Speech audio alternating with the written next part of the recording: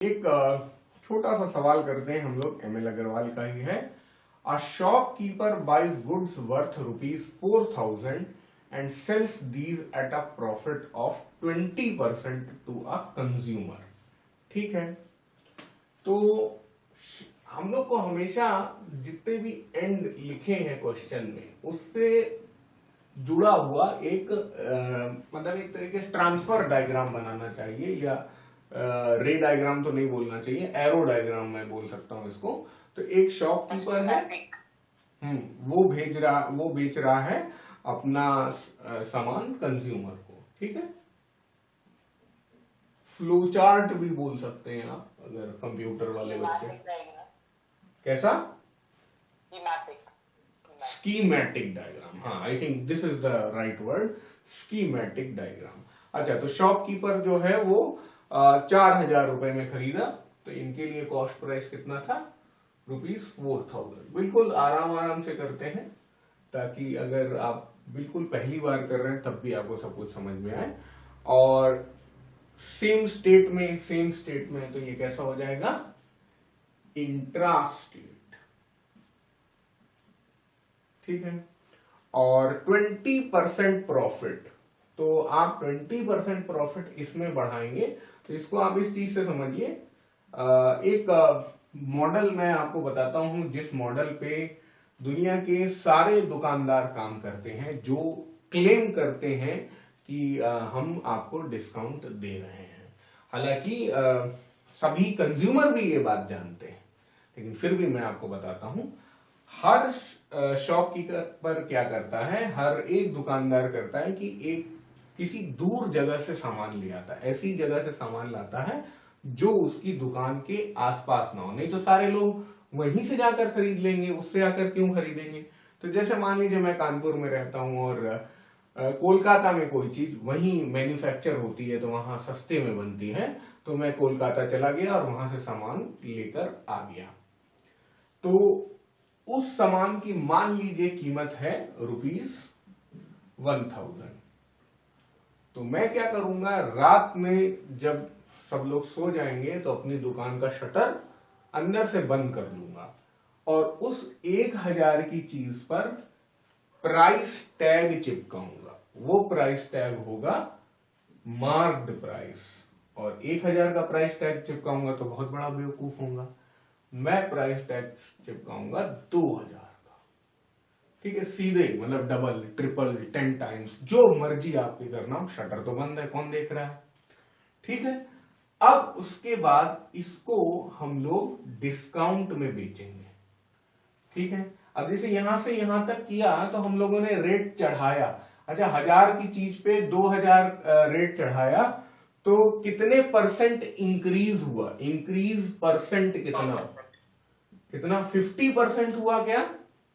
100%। Very good. Increase percent यहां पे हुआ 100%। अब मेरे पास कोई मेरा प्रिय कस्टमर आया, मेरा रिश्तेदार आया, मेरा पड़ोसी आया, तो उसको मैं आराम से बोलूंगा, देखिए भाई आप बहुत अच्छे आदमी हैं, तो मैं आपको 30% डिस्काउंट दे रहा हूं। D% इज इक्वल टू 30%, या D इज इक्वल टू 30%, ऐसे भी बोल सकते हैं। बार बार परसेंट लगने से थोड़ा कंफ्यूजन लग सकता है कि आप बहुत अच्छे आदमी, आपको हम 30% डिस्काउंट देंगे। तो बताइए 2,000 में से 30% गए, कितना बचा? 30% मतलब 600, मतलब 1,400 होगा। हाँ, तो इसको करने का तरीका क्या होता है बच्चों? 2,000 मल्टीप्लाइड बाई 1 माइनस 70/100। अब आपको लगेगा यहाँ 30 लिखा है तो यहाँ 70 कैसे है? 70 जो है वो 1 माइनस 70/100, बल्कि ये गलत लिख दिया मैंने, 1 माइनस 30/100 लिखो। ठीक है, ये तो समझ में आ रहा होगा भाई। खुद जो मार्क्ड प्राइस है वो 1 हो गया, मार्क्ड प्राइस में से 30% हटा दिया गया। अब मार्क्ड प्राइस आप 2,000 रखिए, 20,000 रखिए, 500 रखिए, जो भी रखिए, फैक्टर आपका ये हो जाएगा। ठीक है, तो अब या कुछ लोग ऐसे नहीं पसंद करते हैं, कुछ लोग ये कहते हैं कि भाई 2,000 करो और यहाँ भाई 70/100 कर दो, तो वो 30% से 30 देखें यहाँ पे, तो 70/100 से मल्टीप्लाई कर देते हैं।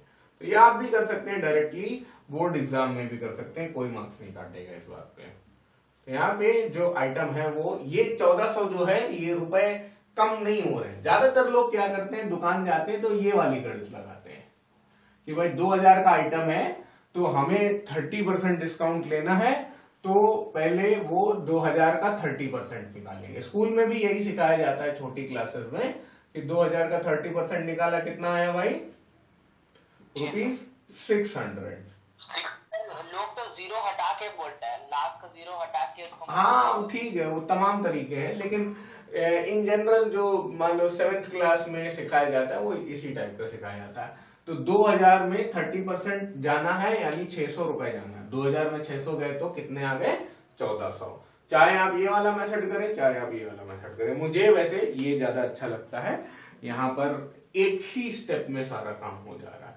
आपको actually final price, final agreed price जो है वो मिला जा रहा है। तो ये कॉस्ट प्राइस हुआ, ये मार्क प्राइस हुआ, और अब ये सेलिंग प्राइस हुआ। तो अब यहां पे माल आया था 1000 रुपए का, उसमें रेट लगाया गया 2000 रुपए का, ये केवल देखने के लिए लगाया और उसे बेच दिया गया 1400 रुपए में। तो एक तरीके से दुकानदार को ये हिडन प्रॉफिट हो गया, और ये क्योंकि हिडन प्रॉफिट है इसलिए इसे मैं डैश्ड लाइन बनाऊंगा। और कभी भी किसी भी कस्टमर को एक्चुअल कॉस्ट प्राइस नहीं मालूम चलता है, और अगर मालूम चल जाएगा तो दुकानदारी का कोई मतलब नहीं रहेगा। तो इसलिए ये पिक्चर हमेशा चलती है, हर जगह चलती है। अब यहां पर इस पिक्चर में कहीं पे भी टैक्स इन्वॉल्व नहीं है, बट यहां पे आप देखेंगे कि टैक्स भी इन्वॉल्व होगा। कभी कभी ऐसा भी केस आएगा कि डिस्काउंट भी होगा और जीएसटी भी देना होगा, तो वो सारी चीजें भी हम लोग देखेंगे। लेकिन अभी यहाँ पे डिस्काउंट नहीं है, केवल जीएसटी की चर्चा है। ये सब आपको पहले से भी आता होगा, बट मैंने थोड़ा पिक्चर रिप्रेजेंटेशन में दिखा दिया है। जैसे मेरे एक स्टूडेंट ने बोला स्कीमेटिक डायग्राम। तो फिलहाल हम लोग इंट्रास्टेट में हैं।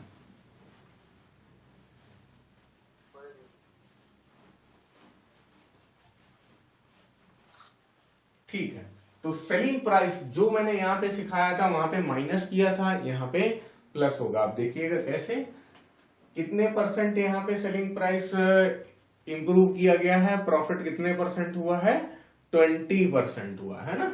तो 4000 इंटू 1 प्लस, उधर डिस्काउंट था तो माइनस और यहाँ पे प्लस, तो सेलिंग प्राइस कितना हो गया, 4000 इंटू 120 डिवाइडेड बाई 100, तो ₹4800, 4800 रुपए में आइटम निकल जाएगा। और ये भी बोला गया कि जीएसटी जो है वो 5% है। यहाँ पे कोई डिस्काउंट की बात नहीं हुई, बस केवल प्रॉफिट कमाया जा रहा है और जीएसटी अदा किया जा रहा है। ठीक है, तो जीएसटी कितना दे रहे हैं, 5%। तो सबसे पहले आपको आप यही डायग्राम बना सकते हैं, छोटा सा ये कैलकुलेशन भी करके दिखा सकते हैं। और अब हम लोग सॉल्विंग पे आते हैं। सबसे पहले तो मैं थोड़ा वो स्कीमेटिक डायग्राम किनारे करूंगा, तो अब सीधे इसके सॉल्यूशन पे ही आ जाएंगे हम लोग। पहला पार्ट हम लोग कर ही चुके हैं। इनफैक्ट पहले पार्ट में ये बोल रहा है कि भाई आप बताइए कि सेलिंग प्राइस क्या होगा एक्सक्लूडिंग द टैक्स, यानी टैक्स को अभी शामिल नहीं करना है।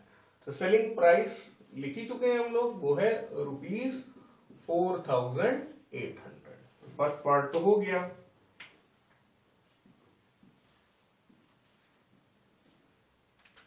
और जब आ जाते हैं हम लोग सेकेंड पार्ट में, सेकेंड पार्ट कह रहा है CGST paid by the consumer. यहां पे क्या होगा बताइए बच्चों, बोलिए।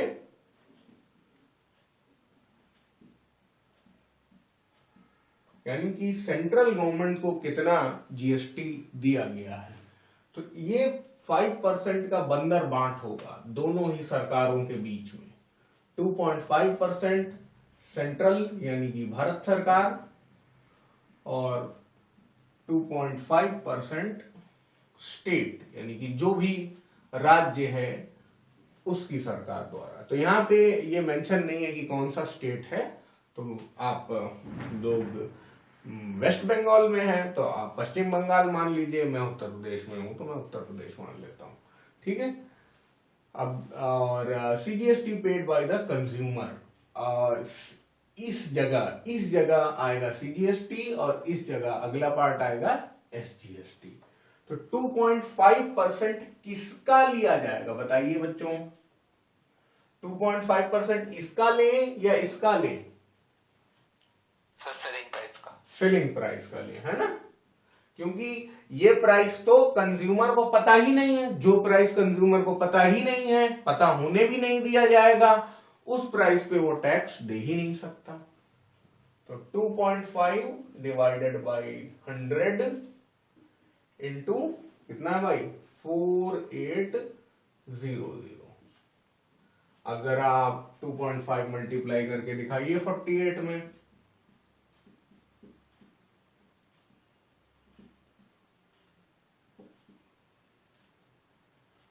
ठीक है। तो ये कितना हो जाएगा बच्चों?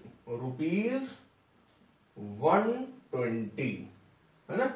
अरे ये मतलब 2.5 था ना, तो यहाँ पे आ जाएगा, ठीक है। ₹120 is the CGST paid by the consumer. और उसी तरह हम लोग बिल्कुल सेम प्रोसीजर को छाप देंगे और बोलेंगे कि SGST paid by the consumer क्या होगा, तो इसी को फिर से लिख देना होगा।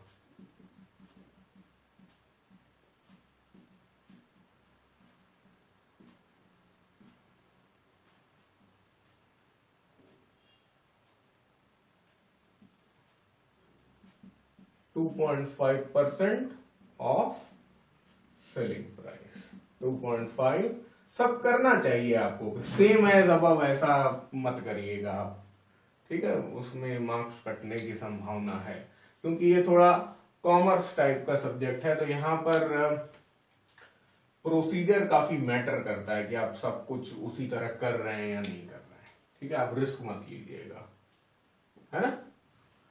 अच्छा, अब थर्ड पार्ट में आते हैं, पहले जगह साफ कर दें। फोर्थ पार्ट हमारा क्या कह रहा है? The total amount paid by the consumer. कई बार ऐसा लिखा रहेगा the bill paid by the consumer inclusive of GST, ठीक है। Total amount